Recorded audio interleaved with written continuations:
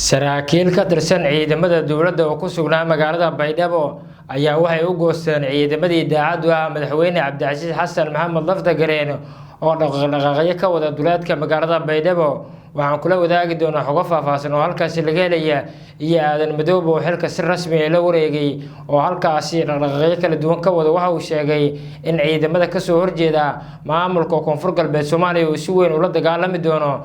soo dhawaada daawadayaal, taariikhdu waxay ku aasaysan tahay 13 bisha Juun sanada 2026.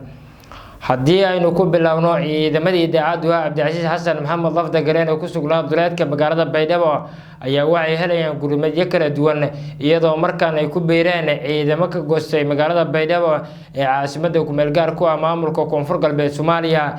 ciidamadan oo ka tirsanaa kuwa daraawiishta maamulka Koonfur Galbeed Soomaaliya oo markaas muddooyinkii u dambeeyay hogaaminayay Jibriil Cabdirashiid Xaaji Cabdi, hogaamiyaha ku meel gaarka ah maamulka Koonfur Galbeed Soomaaliya, ayaa waxay u goosteen ciidamadii daacad ah Cabdicasiis Xasan Maxamed Laftagareen ee ku sugnaa duleedka magaalada Baydhabo.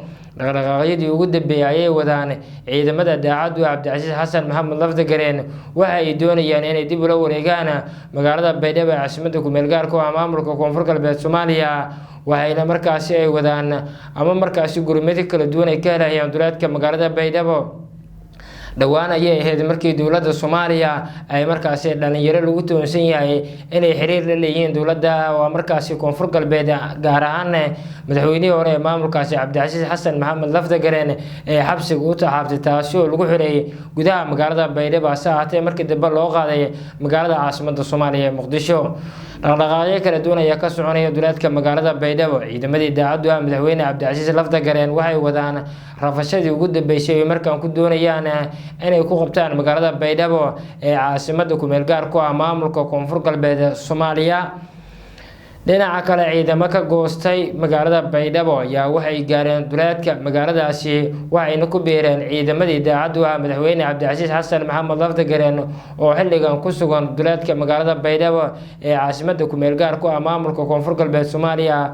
waxay sheegeen in halkaasi ay kula midoobi doonaan ciidamada daacad ah Cabdicasiis Xasan Maxamed Laftagareen ee duleedka magaalada Baydhabo ku sugan. Laftagareen wuxuu ku sugan yahay magaalada Nairobi caasimadda dalka Kenya. waxa uu doonayaa inuu dib ula wareego magaalada Baydhabo, hase ahaatee ciidamadiisa daacad ah Cabdicasiis Laftagareen ayaa waxay sheegeen in markaas ay gacanta ku dhigi doonaan magaalada Baydhabo ee caasimadda ku meel gaar ku ah maamulka Koonfur Galbeed ee Soomaaliya.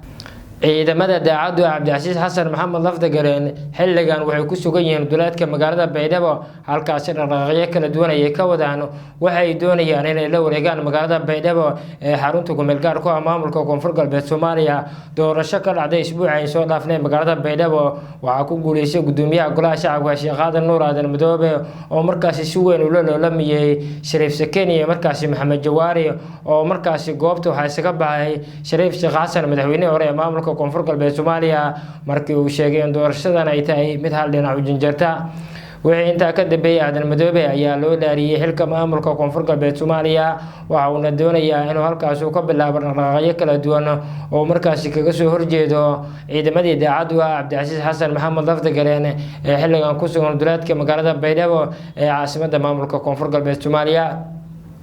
saraakiil uu hogaaminayo oo markaasi taliyaha qaybta aeroboortka ee magaaladaasi ayaana waxay gaareen duleedka magaalada Baydhabo, halkaasi ay ku sugan yihiin ciidamadii daacad ah madaxweyne Cabdicasiis Xasan Maxamed Laftagareen.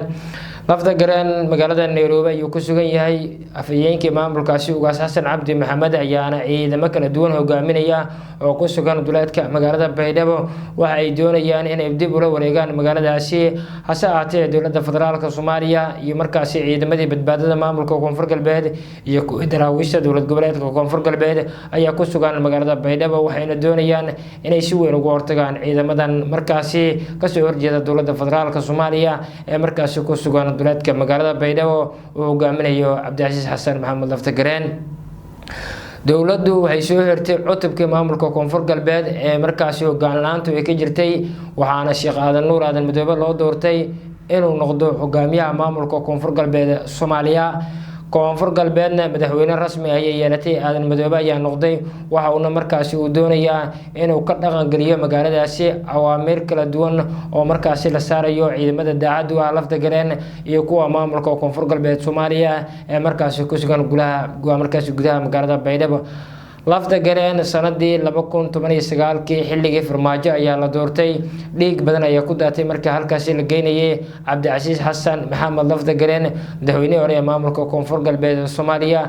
Shacabka koonfur galbeed si weyn ayay u diidanayeen, balse muddo 7 sano oo halkaasi ku sugnaa ayaa muddo 70 maalmood laga joogo dowladdu waxay ka saartay Cabdicasiis Xasan Maxamed Laftagareen waxa uuna tan iyo markaasi ku sugnaa magaalada Nairobi ee caasimadda dowladda dalka Kenya.